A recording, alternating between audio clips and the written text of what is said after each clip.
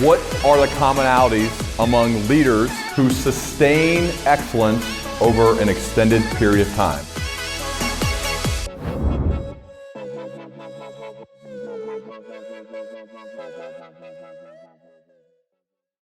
Jimmy, it's great to have you here on the Learning Leader Show. Welcome, man. Well, Ryan, thank you for having me. I really appreciate it. So I like to start with love. I know you've listened some, so you may have picked up on this. And I found it interesting. The first thing I do with books, Jimmy, is I go to the back. In the back section, most people call them acknowledgments. I noticed that you called it debts, which is interesting. Yeah. So I'm going to focus more on, I would think, is the person who may be the most important person in your life. And I believe that is your daughter.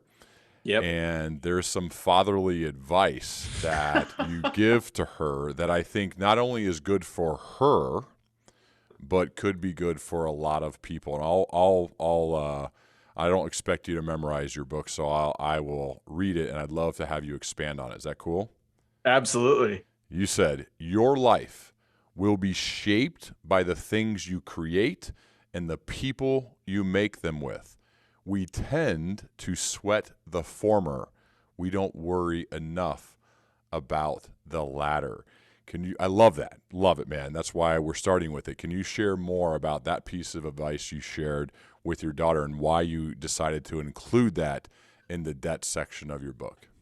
Yeah, it's great. I'm so glad you picked up on it. And it's funny, you're the first person to point out that I did not call that section the acknowledgments, and then I actually called it debts. So I'll do the half story on why it's called debts, and then I'll do the story for my daughter. So one of my favorite writers is Robert Caro, and he is like if there's an OG in my field, right? He's the OG. Like, he's been doing historical biography for his entire life. He takes a decade to do his books, and they are world class. Like, they are master classes in leadership and politics and power. You know, he's most famous for his work on a book called The Power Broker. He has also written lengthy biographies of Lyndon Johnson, multi-part, things on Lyndon Johnson. So I was floating through The Power Broker because it sort of sets a standard for like the work I do. And I noticed that at the end, he had called his acknowledgments debts. So I shamelessly ripped that off and rewrote my thing. But I started to think about it as I was doing it. And I realized that, like, a debt is deeper than an acknowledgement. An acknowledgement is somebody you say, you give a high five to, or you thank. A debt is actually saying to the people that you write about, hey, I owe you for the thing you did to make this book possible. And I think, given that you read it, like, I had a bunch of people, this book, came into being in the middle of a pandemic. My initial editor passed away. She was an older editor that was at Simon & Schuster. Her name was Alice Mayhew. She was a giant. So I had all these people that I felt like just to acknowledge them would have been underselling actually like how important they were. And I needed to call it full on debts. Then the other thing is, I just thought it was cool to like shamelessly rip off Robert Caro. By the way, I may steal that, just so you know. Yeah, so no, feel free. No, I think the other cool thing about it, and this is like sort of speaks to, I don't know, book publishing, but probably everything. I had thought that there was some like committee or some like rules around like what you're allowed to call stuff and what you're allowed to do with books. Like, I seriously thought somebody, like, there's some wizard, right? Like some Wizard of Oz figures, like, no. We call that acknowledgments here, sir, not debts. And then when I did it and nobody said no, I was like, oh, there are no rules. I can do whatever I want. Right. So that's the backstory. The specific passage you point out. So I have this funny situation, right, where I wrote this book basically like from the time my daughter was born to now. And my daughter has no context for me trying to explain to her what the PayPal story is or why it matters or any of that, right? She sort of thinks it's like faintly hilarious, and she'd prefer if this was a children's book, not a narrative nonfiction book, right? She's told me this, by the way. She was like, it should have more pictures, was her only editorial feedback. Always, dude. That's always the feedback from the kids. Yeah, like, this exactly. is boring. This is boring. Yeah. I need to see some pictures. Yeah. And I'm like, I killed myself for this. Why are you so ungrateful? I gave you life. So So fast forward, and I'm thinking to myself, like, okay, if this book is successful, it will last for a long time. It'll be hopefully on shelves for when she's older. And what could I do that's kind of like half clever? And I was like, well, what if I buried a message in a bottle at the very end so that if she reads it, she'll get the message, right? And then I thought about the fact that I wasn't writing a book of lessons, right? This is not a book where you like, I don't say what the lessons are. I'm sure readers have picked up on them. In fact, I know they have. But I wanted like the little bit of room to give her a lesson. And the lesson one of many that I took from the PayPal story is you have these sort of two big forces in your professional life in particular. One is like the things you work on, and then the other is the people that you make them with. And even if you're an author writing a book alone, you are working with other people to bring that book to life, right? That could even just be your readers who are helping you. And I had this thought in my head around like, there's that line that's often like phrased and rephrased in different ways, but it's like you're the average of the 5 people you spend the most time with. We have this interesting thing where we think a lot about who those people are interpersonally, like who's my spouse or partner, who are, that like that. You do spend a lot of time with your professional colleagues, and you spend a lot of time with the people who you do work with. And whether you mean to or not, they leave an imprint on you. Mm-hmm. And I wanted her to understand that the choice of who those people are, meaning the people that you're doing the work with, is just as important as the work itself, right? Because you're always learning by osmosis, and humans are imitation machines, right? And so we're always kind of like looking at how someone does something and then sort of faintly imitating it along the way. And I had that thought about the PayPal group because you look at the group of people that's in this particular universe, Elon Musk, Peter Thiel, Reid Hoffman, David Sachs, and so on. I mean, there are 200 plus of these sorts of people. And it's so clear that they learn from one another, right? Good lessons, bad lessons, and otherwise. And I just got this sense that like as a dad writer, you only get kind of like one chance to like do one of these little messages to your kid.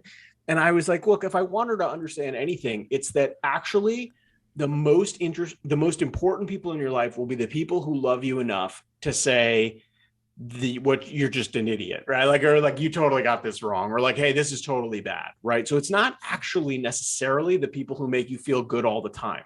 We have friends that we enjoy hanging out with. How many of our friends are the people who are willing to look us in the face and say, you're dead wrong about this, and it's going to cost you dearly?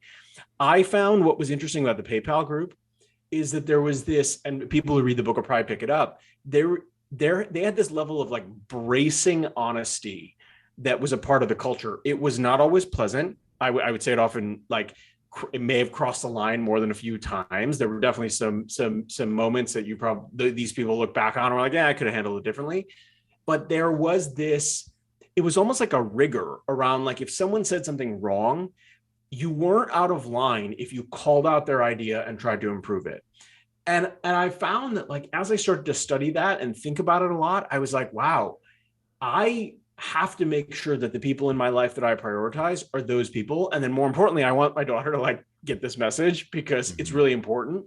And I sort of freely admit in that section, I was like, I'm not sure I can do that for you. Right. I told her I wrote it in there. I said, I'm not sure that I can play this role for you because I think there are lessons there are lessons that I love you too much to teach you.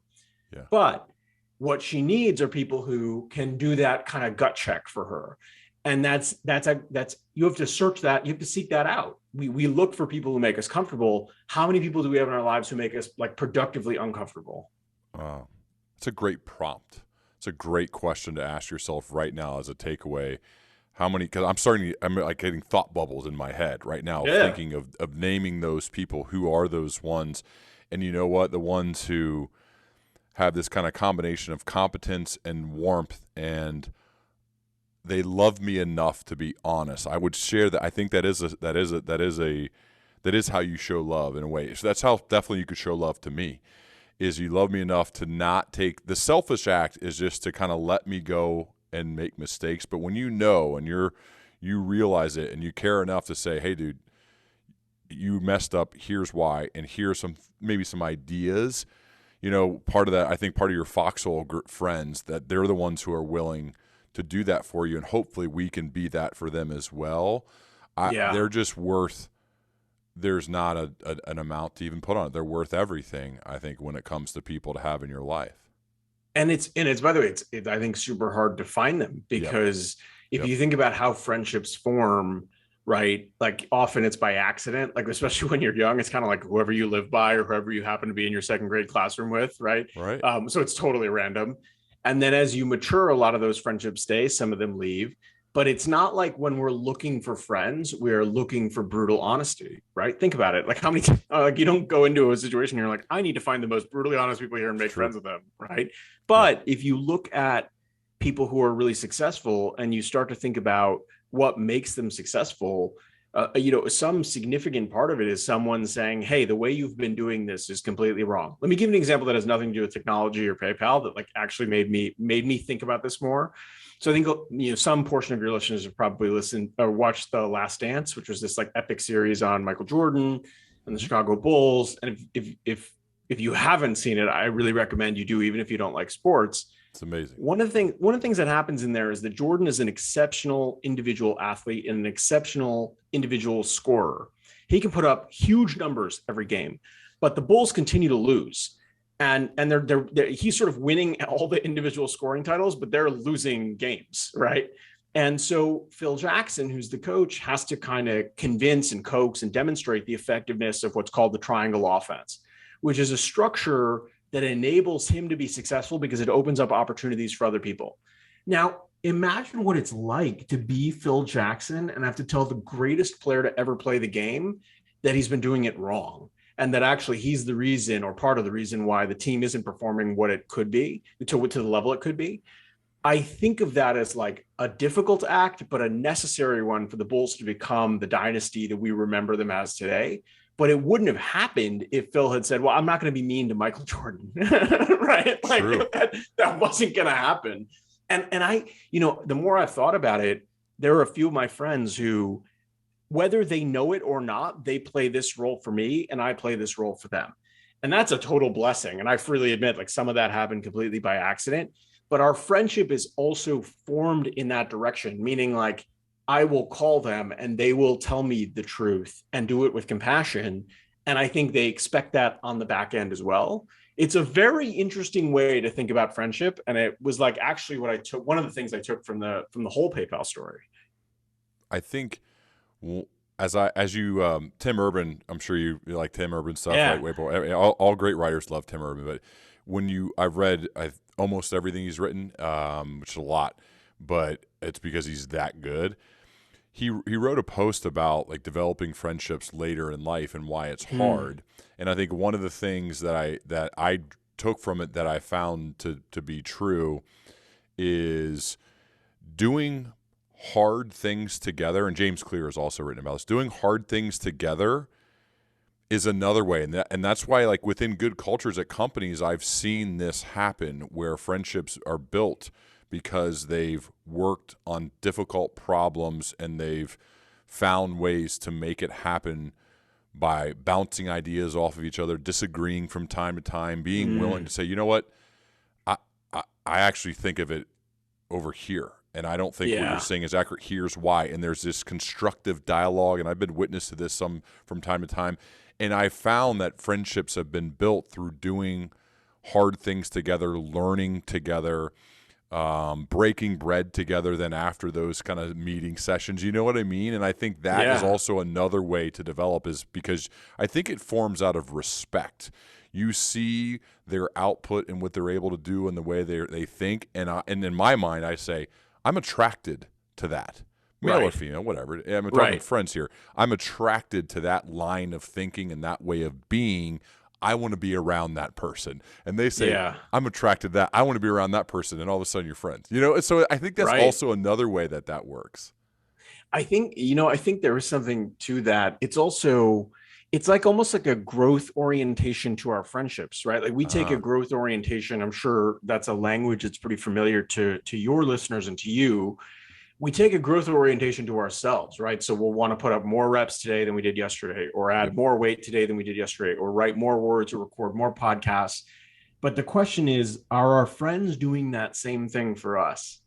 And I'm sort of smiling as I say it because I'm realizing like I'm in the fortunate position of I actually do have friends that do that, but there's a specific kind of friendship that produces that, and it is not always the same as like the friends that you had, from way back when, right? And I'm not, by the way, there's no like judgment here. Like you can have friends where the whole point of the friendship is just to hang out or to go do whatever it is you do together. But I find that particularly, and this is probably true for you too, like the older you get, you sort of look for those people where somehow, and sometimes it's like magical, like how did they find a way to call you out, but still maintain like the sanctity of the friendship?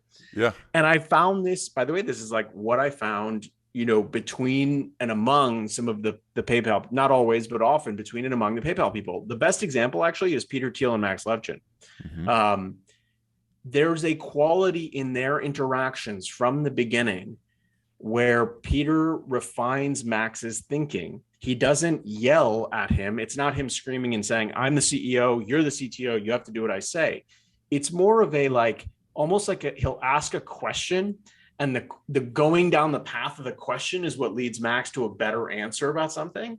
And I have this friend, Lauren, who does this for me sometimes. Like I'll be on some tear about something, and she'll just, all she does, it's like a slight little, well, have you thought about it this way? Like maybe you could just go in this direction, and then like I see the wisdom in that.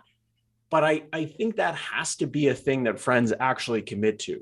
Maybe not like with a piece of paper or like a DocuSign. Like it's not that formal, but there's a way in which it's like, oh, I'm not just here to like make Ryan happy. I'm here to make Ryan better.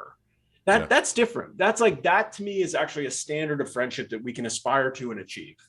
I think the characteristic of curiosity is one of the most attractive characteristics in a person. And I also think it's a commonality among leaders who sustain excellence over an extended period of time. I find I'm personally drawn to people who have this genuine intellectual curiosity and no fear of aggressively pursuing that. Yeah. You know what I mean? And in a way, I am like, I want to hop on that train. I want to go alongside you, versus kind of like, I'm good. I got it figured out. I'm okay here. I got a good gig. I'm just going to go and kind of clock in and clock out and cruise. With that said, there's nothing wrong with that. I just think for me personally, Jimmy, and I sense you're similar, and I'm guessing a lot of the PayPal people are too, that's just probably not a person for me, and that's okay. Right. And they probably wouldn't like me either, because I'm questioning everything. So I think like that, this curiosity and this wonder and this desire to learn and grow and improve and really aggressively chase that down, to me it's intoxicating. I really enjoy people like that. Yeah. You know who has it, and we don't even have to tell them about it, is kids. Like it's actually kids. I mean, you find it all the time. Like my daughter can find like, this is funny. Yesterday, she found like chopsticks. Like we had like ordered food, and she found these chopsticks, and she pulled them out and like, I think asked me like 12 questions about chopsticks. Right. And most of my answers, like, I have no idea. I'm like, can we please stop? Because I'm really tired. But there's like, who is that curious about chopsticks? Right. It actually is, to me. It's funny you say this, because I think of it as one of the common features of excellent people. So if you were going to connect one documentary I just mentioned, The Last Dance, with another that I love, which is Jiro Dreams of Sushi, right? Like, I actually think there's more in common between Michael Jordan and Jiro than people would imagine. One of the foundational things that has to be true is that they're both intensely curious about the thing that they do very, very well, right? And getting better at it. And like, oh, actually, the other thing that it called to mind for me, there's this, there's one way to tell the Kobe Bryant story, which is he was an exceptional basketball player. The other way to tell the Kobe Bryant story is that he was an unbelievable learning machine who was as interested in learning from like any source that he could find as he was from learning from other basketball players. There's this amazing talk that Dwayne "The Rock" Johnson gave in the LA Lakers locker room. It's called like Genius Talks. They put it up online. Anybody can see it. And it's like a 2 or 3 part video. at the beginning, the general manager or whoever, the coach of the LA Lakers, comes out and says, we started this because Kobe Bryant once called me and said, can you set me up with Heath Ledger? And like the GM or whatever is like, I mean, I'm sure I can, but like, could you explain why? And he said, because I want to understand how he got so locked into the role of the Joker when he was doing the Batman movie. And anybody that like read some of the backstory understood like Heath Ledger basically like became the Joker for a period, right? Like, I mean, journal as the Joker. It was like method acting, but to a whole different degree. And you think, just take a step back and think about that. One of the greatest basketball players of all time is interested in Heath Ledger's depiction of the Joker because he saw it as like this incredible moment of focus and wanted to learn from that. And the follow-on is that now the LA Lakers host Genius Talks, where they invite everybody and anybody to come and do this stuff so that they can learn from a broad array of people, not just other athletes. In some ways, it like would make sense if you had, I don't know, Tom Brady come and talk to the Lakers, right? It is like totally different to think about like Kobe and Heath Ledger having dinner because Kobe just wanted to like mine this dude's focus, right? And understand it. I, like you, am drawn to that kind of curiosity. I think of it as you said, like an attractive quality in a person. If they're that, I don't actually care what they're curious about, Right. but if they're that intensely curious about something, I want to know what the secret sauce is.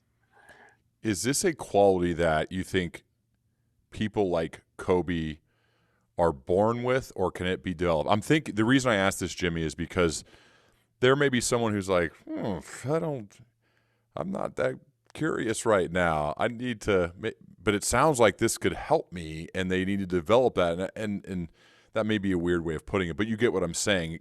What's the way?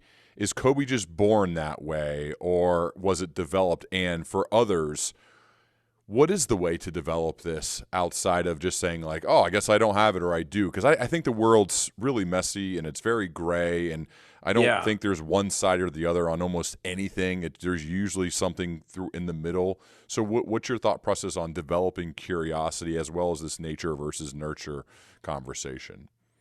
Oh, this is a fantastic, fantastic question. And I'm going to approximate an answer and then let's just like riff and see what develops, right? Okay. The thought I have is, so in the Kobe case, there's a particular thing he's trying to be the best in the world at or improve at, and it's basketball. And his view, and I think I've heard stories in addition to the one about Heath Ledger, other stories like this, he'll basically go and like go to school on anyone who's excellent at something to see if there's something that he could learn that he could adapt for the game of basketball. So it isn't just like curiosity for the sake of navel gazing or curiosity for the sake of like sounding, clever at cocktail parties. What he's trying to do is like learn something to apply it, right? Learn something so that he can bring it into his domain, right? So maybe that's like one principle. One principle is you should try to have some applicability to your curiosity because it makes it more tangible for you, right? Like if I read a book and I'm just reading it for pleasure, fine. Look, I read plenty of books for pleasure, but it's a different focus and intensity and like process if I'm reading it to like apply it to something in my life, right? That's kind of one. Yeah. That the second thing, and maybe this is like taking it a bit too far, but I don't think it is, you can become curious about anything, right? So the other thing is like, I feel like sometimes people have this judgment that they walk around with where they're like, I can't be curious about this TV show because TV isn't a good use of time and it's not appropriate, or it's not like what my friends do, or it's not like quote unquote what the teachers would want at school. But a great example of this is Mr. Beast on YouTube. Yep. Mr. Beast, from a very young age, from the age of like 13 or 14 or whatever, was like endlessly curious about YouTube and how YouTube worked as a platform. Fast forward, I think he has the biggest presence on that particular platform of anyone in the world. He spoke about it with such passion on, the Joe Rogan podcast and other places. And you get the sense that like his curiosity is just about like the mechanics of how people access online video on YouTube. And that is okay. And it's done really, really well for him. I would imagine that anyone listening, they may say to themselves, but I'm not curious about like Shakespeare. Fine. you are clearly curious about something, right? Whatever it is. And the place to start is not necessarily to pick up a big book that you don't want to read and aren't going to read. The place to start might be a Wikipedia page. Then you go down to the links at the end of the Wikipedia page. You read the articles on those links on the Wikipedia page. You find your way to YouTube. You find your way to Vimeo. Then maybe there's a documentary on Netflix. I think that we have to remove the judgment from two things. One, what people get curious about should be their own sort of thing, man. Like nerd out on whatever you want. I don't care. I think it's just cool when people nerd out on stuff. The second is be okay with sources that other people are like, oh, well, that's not X, Y, or Z, right? Meaning it's okay to learn via YouTube or learn via this or that, just as long as you're kind of following this to the kind of next level, right? It's one of the things that helped me. Like one of the things that helped me with the PayPal book was there were some books written about PayPal on the internet in the 1990s, but honestly, like a lot of the best stuff was just YouTube videos where David Sachs or Elon or Max was being interviewed. And I just watched hours and hours and hours and hours of those. And you can learn a hell of a lot that way. And my thought, so that's kind of two principles. The last one about curiosity in particular is kind of like to get the initial spark. One of the things that's important to me is just not setting the bar super high, right? It's like one thing to say to yourself, like, okay, I really like, I don't know, underwater basket weaving. So I'm going to watch an hour's worth of like videos about underwater basket weaving every day, every night for 7 days a week for a year, and I'll be an expert.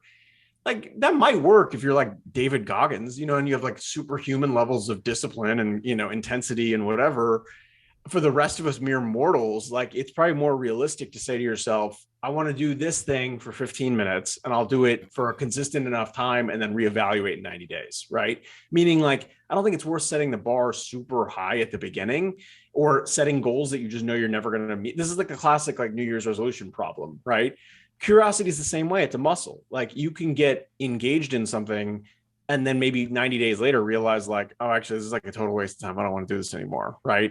You have to find the right balance there. But I think not pretending like you're going to be Einstein in 90 days is generally a pretty good way to like learn about something without feeling pressure or like weird stress about it. Two things. Okay. I love it.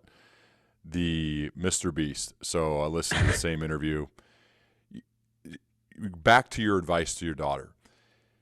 He would get on Skype all the time. Remember, he told this story. He'd get on Skype for hours and hours on end daily with the other people who were curious about YouTube, and they would deconstruct and talk about the makings of great videos and the thumbnails you use and just about everything it means to be a great YouTuber long before he became what's, you know, Mr. Beast now, the number one guy on YouTube.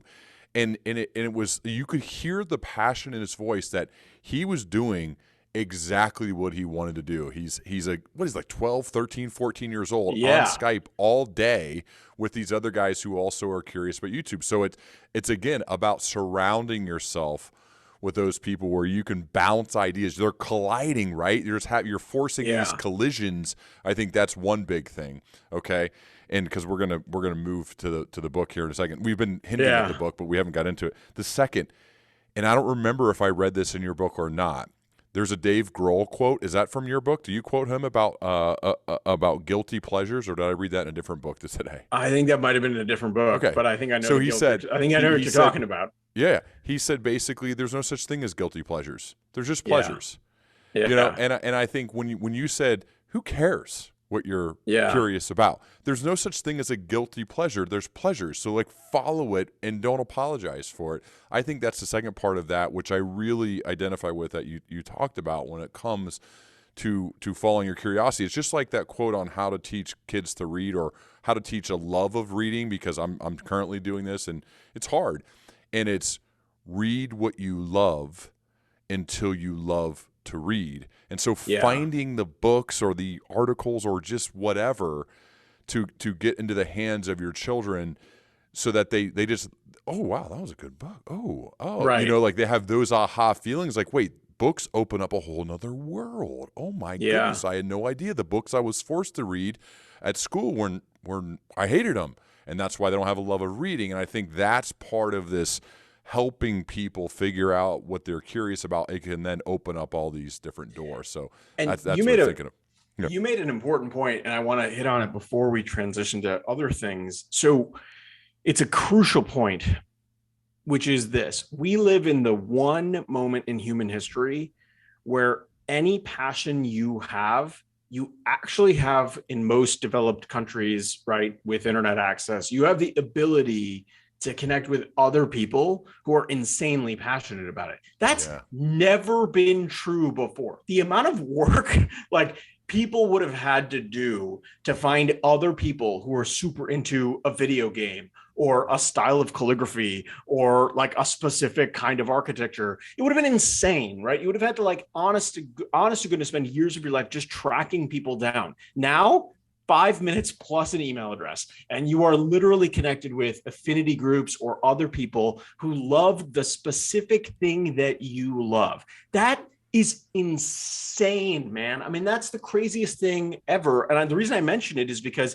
it actually ties directly into this. There's this one really specific moment in the book, and I had to trim it down a lot, but I want to give some context for the story, right?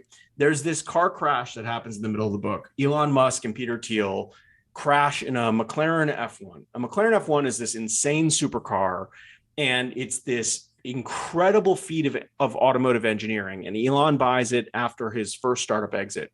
This is not just someone buying like a fancy car once they have a little bit of money. He and many, many others believed that the McLaren's creation was like one of the greatest moments in car history. The only reason I could actually understand what it meant is I found this guy. I went to all these McLaren forums, and there are huge forums from like the 90s that are packed with commentary about the McLaren. And I found this one person who was like, he was like the guy who had all the answers, right? And like his name was Eric. He went by actually like a little name. And I pieced together a bunch of clues, found a Facebook profile for him that I thought was him. And I sent him a message out of the blue. And I said, hey, listen, this is really random, but are you this guy, you know, something 95? Are you the McLaren expert? Because I'm writing this section about McLarens and it involves Elon Musk, and you posted about his car, and you seem to have like kept the encyclopedia for where all these cars are and stuff. And he wrote back, and we jumped on the phone that night, and he gave me a 2.5-hour seminar about the McLaren F1. Here's what's truly crazy about Eric. Eric does not own a McLaren F1. He's like the world's expert, and like big important people with a lot of money contact him to like talk about the car, but he doesn't own one. He's just super insanely passionate about the McLaren F1 and the engineering involved in it. You can find, and he found his community of people, right? His tribe of like McLaren aficionados. You have the ability to do that now. So whatever your particular interest is, like, it is highly likely that you could do a Reddit search and find a subreddit that's like devoted to your thing, right? Whatever it is, that is one of the greatest gifts that I think we too often take for granted. You can like find your people now, whatever your interest happens to be. I mean, happened with you for me. I see your book. That's exactly right. I see your book. I did a quick search, got your website. I happened to find an email address. I sent a cold email, and 15 minutes later, we're becoming best friends. And I think that's like the way that this thing can work. And it all happened in the course of less than 1 day. And by the way, I would say that that's actually another curiosity lesson or curiosity principle is like, even sending one note or like asking somebody for their time, if it's something you're excited about and they were excited about, you'd be like astonished. I mean, you get a better than 50% response rate if you just do that, right? Yeah. Because people want to talk about the things that they're crazy about and like really passionate about. You just have to ask, and most people don't ask, right? Like I have the thing that I often will like immediately drop a line to an author where I've just read their book, and I will just find a way to contact them. And if I can't contact them, I'll just contact the publisher and send a note to their editor and say, hey, I really enjoyed this. Would love to connect with so-and-so. Right. And like, maybe I don't get a response. Maybe I don't actually really care. I mean, like it's a good act anyway. But my sense is that that's another great way to develop your curiosity is if you are interested in something, find the person that can like actually explain it to you or do it or like have that same shared affinity. It's so easy. It's like we're like leaving money on the table if we do not money, but leaving passion on the table if we don't do that, right? Especially with like all the tools we have. Have you seen the Steve Jobs frequency counter video with Bill Hewlett? No. Okay, I'll send it to you, but real quick, I've told the story before. Steve Jobs is 12 years old, and he wants to build what I guess is called a frequency counter. Don't even know what it is. And he needs parts for it, though. He doesn't have them. He looks up Bill Hewlett. Yes, that Hewlett. He looks up his phone number in the actual phone book that they used to make, and he called the number, and it was Bill Hewlett's house. His number was still listed. Bill answers the phone. Hi, I'm Steve Jobs. Mr. Hewlett, I'm 12 years old and I want to build a frequency counter. I was wondering if I could get some spare parts from you. And Bill, loved kind of the gumption of this 12-year-old, says, of course, you can. In fact, come in and I'll give them to you. He came in, they had a conversation, and all of a sudden he actually gave Steve a job, and Steve Jobs a job. He gave him a job working there, and Steve Jobs says, and I was in heaven. And then he ends the video. That's amazing. He ends the video basically with what you just said. The difference between people who make things happen and those who don't is that they're willing to ask. They're willing to get rejected. They're willing to fail. The dreamers are like, nah, it's probably not worth it, or I don't want to do it, or I'm afraid they'll say no, or I don't want to be embarrassed. And then the doers just ask. And yes, of course you get rejected. Of course you get ignored. Of course nothing happens sometimes when you do that. But other times you do make a connection. You do build some sort of relationship. And I think that's just an amazing lesson I've learned firsthand doing this podcast, that it never, ever would have happened without the willingness to get rejected and ignored tons of times, especially at the beginning. Now, not as much, but it still happens sometimes. And I think that's a big lesson that I learn and try to share with people is like, who cares? Like, you have too much ego into it. If you're worried about failure or being ignored or rejection, just move on. Just go to the next one. I think every no is a not yet, and it's getting me closer to a yes. And I think that's the way to approach asking questions to people. By the way, it's one of the stories that I loved most that's often overlooked today. It's almost the exact carbon copy of the story you just told about Steve Jobs, but it's for Elon Musk. I kick off my section about Elon in the book by talking about him reaching out to someone he read about in a newspaper. His name is Dr. Peter Nicholson. Yeah. He reads about this scientist slash political person, policy person slash just general amazing thinker named Peter Nicholson. He reads an article about him, and Elon and his brother Kimball don't know anybody in Canada, so they've been doing cold calling, right?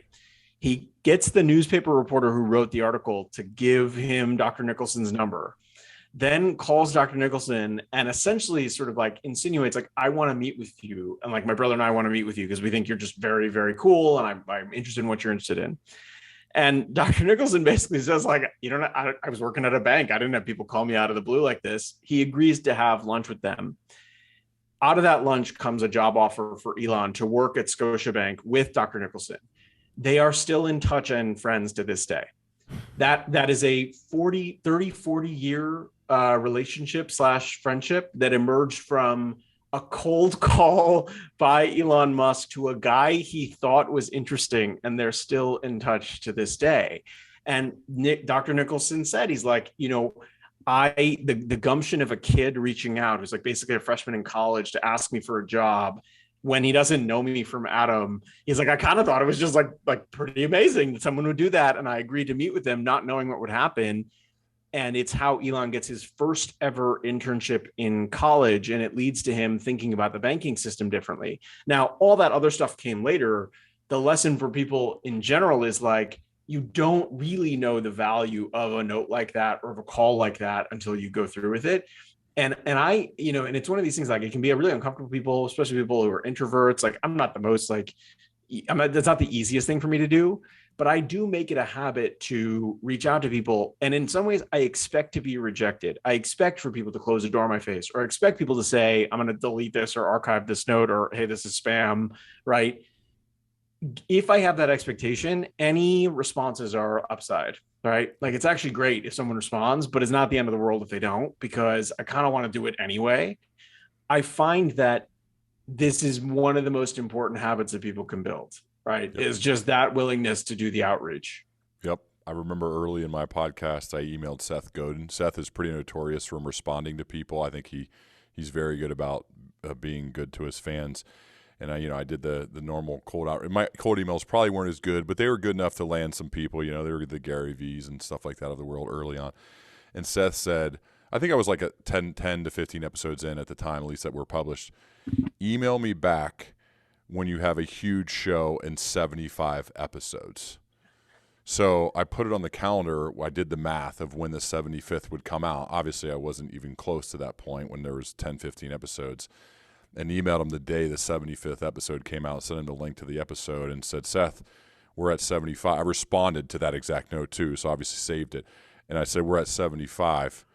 Let's go. And to his credit, he was like, oh, absolutely. And we booked it like that day, and then we re-recorded it shortly thereafter, and we've since had him on a few times. So like those things, like you don't know the potential chain of events you're creating, right? Like the Elon Musk one with Dr. Nicholson is such a great one when it comes to these, that's the encouragement. That's the practical application. That's the action anybody could take is when you think about that. My thing too is I like the way you approach this with reading. If I read something and I love it, there is a 100% chance I'm emailing the person who wrote it. Now, I don't always get a response. I will find a way to get in touch with them, though, or at least to make sure I get a message sent their way. And I'm amazed that's not a normal thing. I think that should be more normal, because that's how we spread ideas. That's how we connect with people is the way is say, oh, I love how you think about that. I loved what you shared in regards to this topic. I'm curious to learn more about it. Yeah, I'll give you an example that literally just popped to mind because it just happened in my neck of the woods with a situation that's completely different, right? There's a young boy who lives a couple doors down from me who plays with my daughter, and he's like 10 years old, and his name is Joey, and he loves Hamilton, the musical. Yep. And he's like, they had it memorized. And so my understanding of the story is that he basically took time to like write Lin-Manuel Miranda a fan letter, right? And told him that like he is like really passionate about musicals and he's working on a musical or whatever.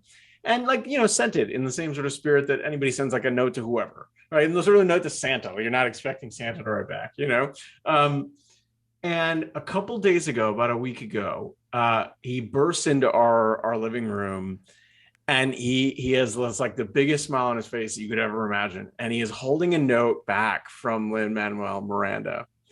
And it's this small card. It's like on formal stationery, and Lin-Manuel Miranda has like written this note and then signed it. It was very gracious, right?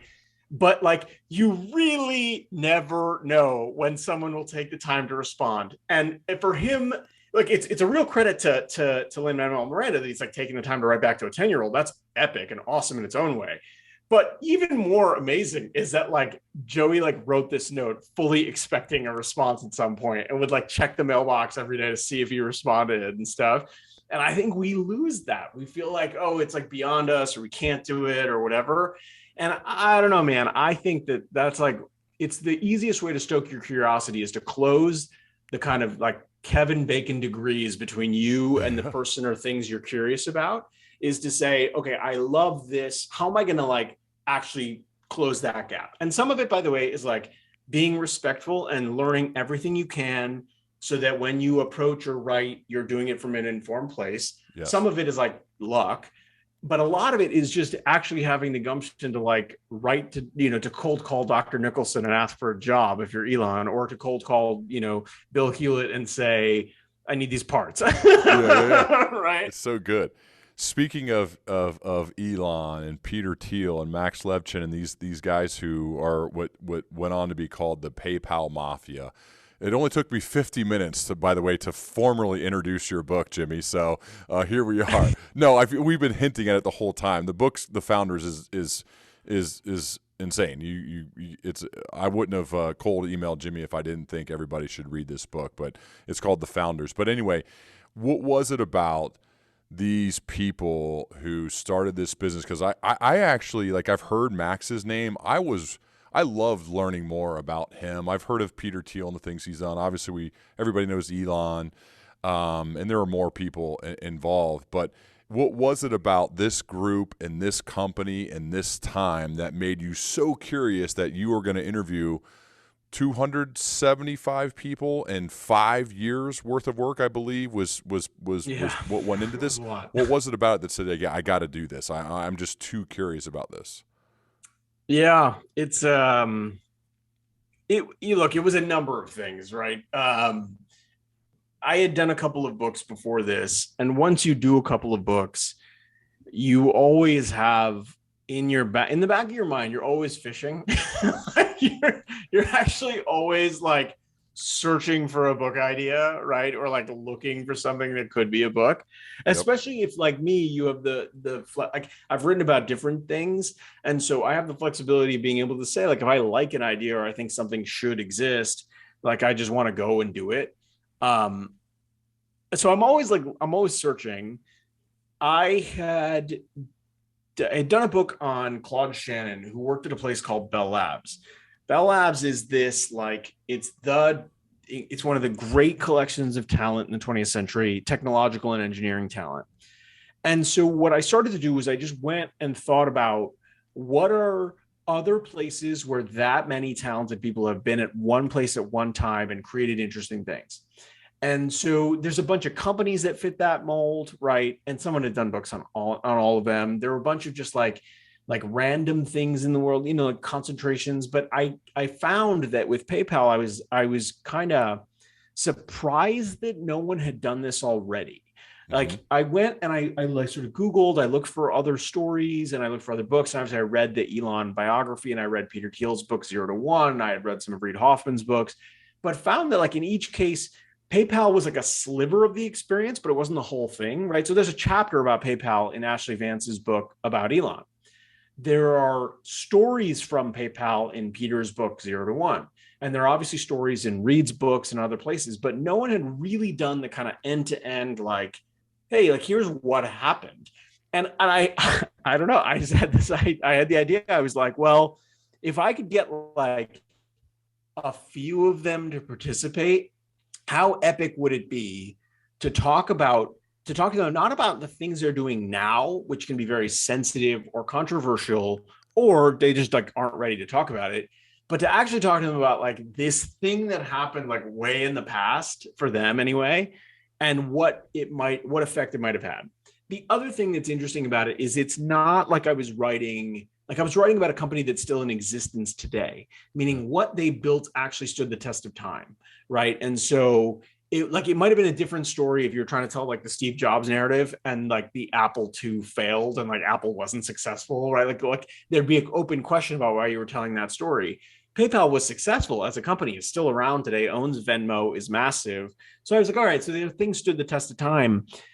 I also had the feeling, the instinct that because they became, many of them, wealthy and famous, that the best stuff about this period basically got forgotten or like, kind of like discarded. Because when you're launching rockets or you're creating Palantir or you are, doing like if you're building LinkedIn, a weird question to be asked is like, wait, tell me about PayPal.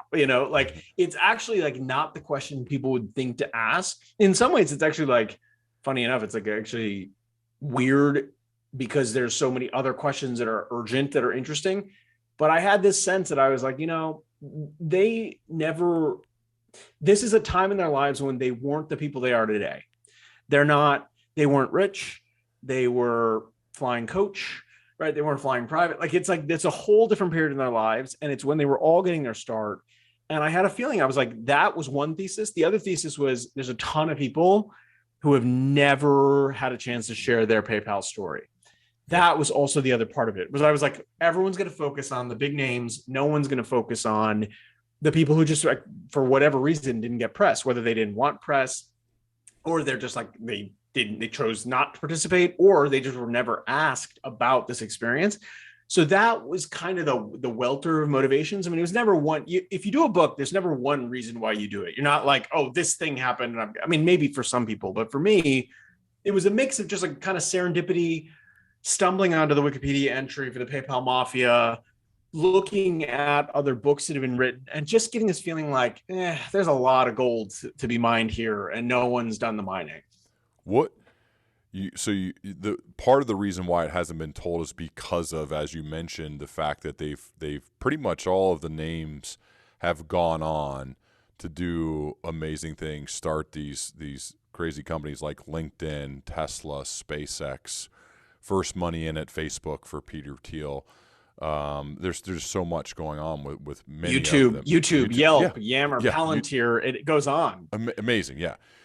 What do you think? And I know this is kind of like what the book's about, but what was it about this core group that not only led them to do what they did at PayPal and to get that going, but then that they're the type of people that went on to start all of these amazing companies? I mean, it's I don't know if anything like this has ever happened before to this magnitude, where this core small group of people were all together at the same place on the same team, then went out and basically started their own all-star teams.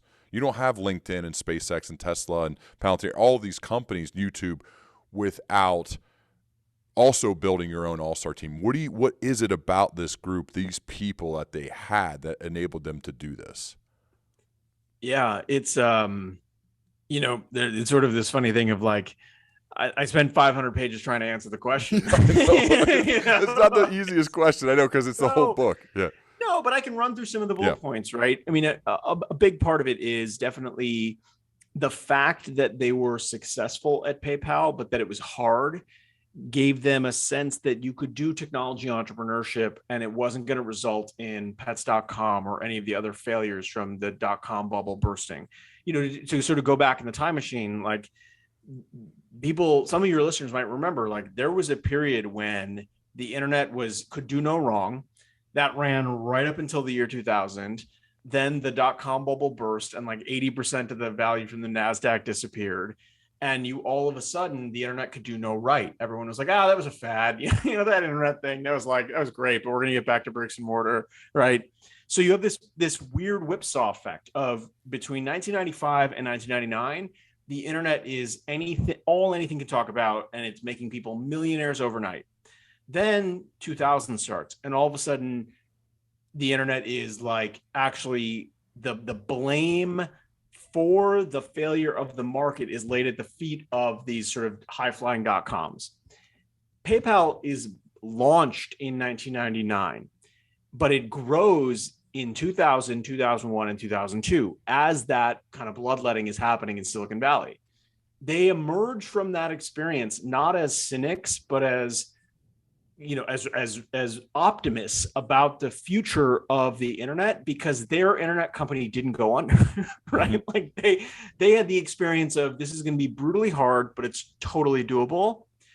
That is different than many of the people who were their contemporaries who went through experiences that were very different. So that is definitely part of it. Like, it sort of feels tautological or like kind of circular to say like they're successful because they were successful, but that is actually a part of it. Like, they succeeded like with things like YouTube because they had seen that you could build a flexible universal platform that could apply in many different places in the world of payments. You could think about how that would be practical in the world of video, right? So that's kind of one thing.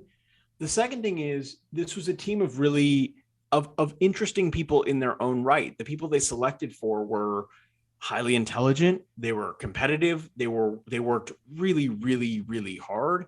So there was a pre-selection, I would say, of like people that were probably, you could argue, going to be successful in whatever it is they did. And we have some evidence for that, because the things that they went on to do, in many cases, like, became really successful, and they had nothing to do with technology entrepreneurship. One of the people I interviewed is Silicon Valley's leading professional magician.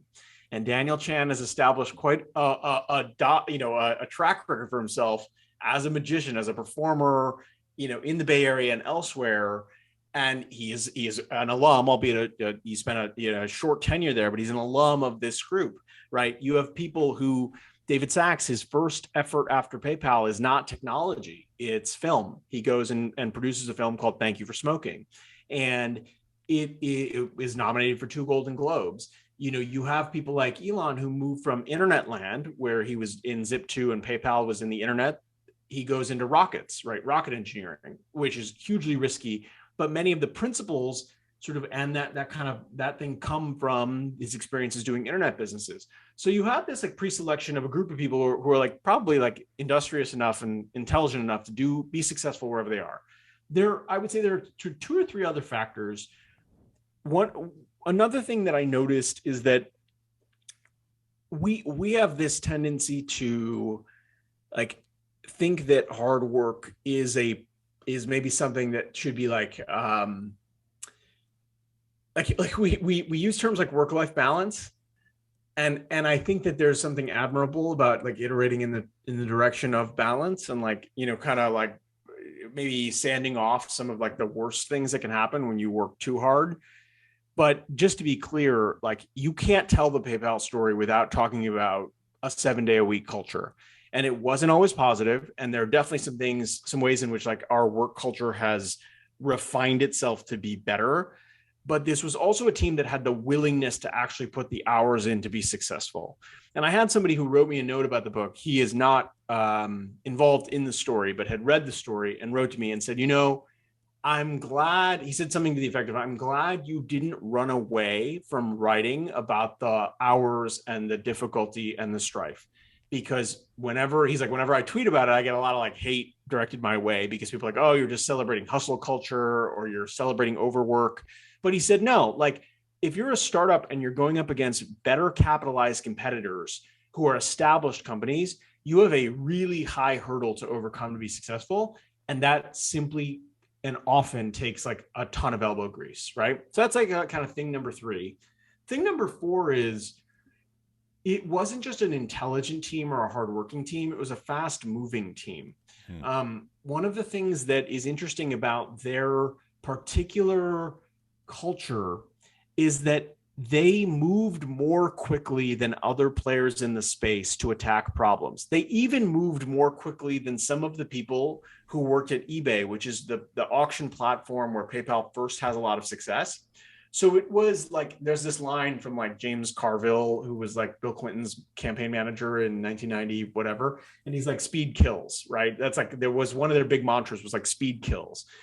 I would apply that in this situation, that like actually one of the things that PayPal made it successful, that made its people successful, they learned the value of responding quickly, of moving quickly, and of just like having a kind of intensity where you were like, that it was never, nothing was ever done, or you couldn't wait to get to do things, right? Those are decisions. People make decisions to do that, right? There's a lot of other things in the book. And again, some of these are things people probably shouldn't do, but there are features that cut across this group of people so that if you are developing YouTube and all of a sudden MySpace is giving you grief because you're trying to embed your videos in MySpace and the people at MySpace are like, no, that's not happening. You know that being aggressive and getting MySpace users to complain to MySpace about being able to embed YouTube videos is actually something that can make you successful. And that's exactly how it played out at PayPal as well. They got eBay users to complain to eBay when eBay would monkey with PayPal buttons. And YouTube's founders, who are PayPal alumni, got MySpace users to complain about MySpace when they monkeyed around with YouTube videos. There are common threads that extend to everything these people developed after. The bias for action, man. I found that in addition to curiosity and other qualities you mentioned, that action-oriented people starting before they're fully ready, because you're never fully ready. Just think about your time as a dad. Like when your daughter's born, you're not ready. You had to become ready, and you're still working on it, just like I am. We all are. But you're never fully ready, so you have to go. You have to go first. You learn by doing. I think Yeah. is one of the is a hallmark too of people who get things done, is they understand that part of the way you learn is to actually do it. Man, Jimmy, this is so good. It flew by. I didn't really fully know where we'd focus, but I love kind of where it came out. One more question for you, man, is I think people probably look at your career and think, oh, I'd love to do something like that or make it happen in ways that you've made it happen, especially at such a young age. When you think of somebody who's just a little bit earlier in their career, maybe they're a recent college graduate, what are some general pieces of life/career advice you'd give to that person? Oh man, I need to be the recipient of that advice, not the giver of it. And so I attach that disclaimer, like, take this all with a big grain of salt. Boy, it's a big question, and I'm happy to do a part 2 discussion with you, because I feel like there's so many threads we could pull on. The interesting thing is you partially answered this in the advice to your daughter, Yeah. right? The who, as Jim Collins might say and did say to me, right? Like, he's put himself in positions to be struck by who luck. Love that line, right? That he said. Yeah. And I think that part of it is so critical when it comes to whatever it is you're choosing to do. Like in your debt section, there's a ton of names that you mention in there that have helped you get this, because whether it's a book or it's a company or whatever it may be, it's a team effort. I mean, the whole aspect of this is why I don't like the phrase self-made billionaire, because I've never met somebody who's self-made. Right. We are all community made. And I get like he or she did not inherit it. I understand that's why they use the phrase, but it's just not true. We're community made people, and I think that's something to really think about. So I hope I bought you a little bit of time to think by sharing. No, you totally some of did. what That I'm was thinking. great. That was so well done. And now I'm curious to hear if I know you have a quick mind, if there's some more things you're thinking about. It sort of makes me, like, all advice is also contextual, right? So it's sort of advice being given to the person at the particular time in life where they're at and at the particular place that they're at. But I would say that in doing some of the work that I've done and on books and things, there's kind of a few principles that always apply for me now that I wouldn't have known when I started. The first is, generally, what looks like expertise from the outside is actually really messy on the inside. And so that's a good principle, because then nothing becomes closed off to you, right? Like, you can kind of look at somebody and feel like, oh, well, they're an expert, or they're this, or they're that. And it turns out, like, they actually, like, have no idea what they're doing either. Like, it's actually astonishing the number of people who, like, you see, like, maybe they're on TV, but like they're struggling with, like, I don't know, like paying their bills on time or something, right? Like, there's this weird disconnect of, you tend to put these people on Mount Rushmore in your mind, and then it turns out, like, actually, like, it's like there's no factual basis for that. But that's not a reason to critique or criticize them. I don't mean that in a mean way. I mean it that should be inspiring, because it makes you feel better. It means you can get there, right? Like, you can plausibly get there or find a way, right? That's kind of one thing. The second is, I would say, like, there's this great op-ed that was run in the Financial Times, like this past week or last week. And it was the headline was something like, "Envy the optimist, not the genius." And it was like a meditation on the idea of optimism, right? And I actually think that, particularly now, like in our era, 2022, post-pandemic, all the things going on in the world, like, there is real power today in optimism in a way there, like, almost wasn't in eras past. Because if you're an optimist, you're almost increasingly in the minority. I have conversations with friends, and they'll say, like, they'll do a litany of, like, all the bad things that are happening in the world that happened that day on Twitter, and 0.0% of those things actually affected their day-to-day lives, right? And like, I say that sort of in jest, but I'm actually not joking too much. I think that optimism in general is like a good orientation, because what it leads you to try to do is, like, actually look for silver linings, right? The worst things in the world can happen to you, and you can find a way out. And I would say that's actually a good entrepreneurial principle too. Like a lot of what PayPal did was find silver linings where other companies faced clouds. And you have this, you can be laughed at if you're an optimist, but it's actually like really hard to have like a bad life, I think, if you like spend your life trying to be optimistic, because you end up actually forcing yourself to look for the upside in everything, right? So I would say that like it's actually like that's probably good life advice. I mean, try to be optimistic. It sounds cliche, except that it's like a cliche that conceals a lot of power, because you end up actually being the person in the room who gets things done and who moves things forward and is always looking for a path, right? I would say the last kind of, it's not life advice so much as, um, you know, there there's a lot to be said for being okay with time alone. And I say this because like there's a bunch of like writing about, like, and I wrote about it, look, the power of teams or the power of these clusters of individuals and stuff. I want to kind of go a little bit in the other direction and say a lot of the time that I spend working on books is like early in the mornings, totally alone, not with other people. There's a really wonderful essay called like Leadership in Solitude, that's by a writer, a professor, and it's I think he delivered it as like a speech for West Point graduates. And the point of the essay was getting these people to think like leadership is about the team, but it really actually does in some cases come down to like the time you spend alone kind of with your own thoughts and like being okay with that, those moments. I think social media, I'm not as like strongly pro or strongly con social media as a lot of people are. I think it's like just like anything else, like it has good sides and bad sides. But I do think that one of the things that it tends to do is actually like it tends to keep us away from our own thinking about things.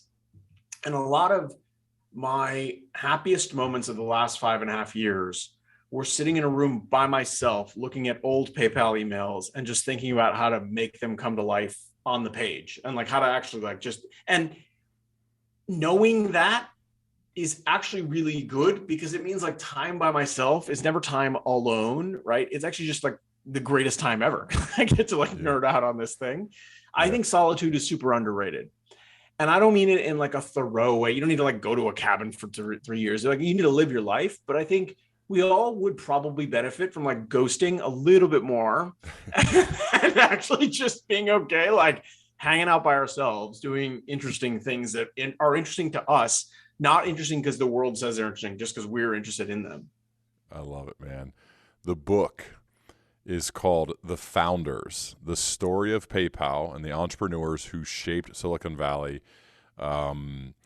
These there's a section about Elon Musk and how when somebody walked into his bedroom one day, he had like 1 million of these biographies and stories of leaders in history. This is one of those books, right? Mm-hmm. I know in the debt section, you mentioned the editor who passed away and saying like this is going to be a backlist book. And I know talking in the book industry, a backlist book is one that probably continues to sell more and more each year on into infinity. And I think The Founders is one of those books because it's entertaining, which books have to be, I think, nowadays, and maybe all the time. But it's informative because you're learning about a story, which I'm just fascinated by.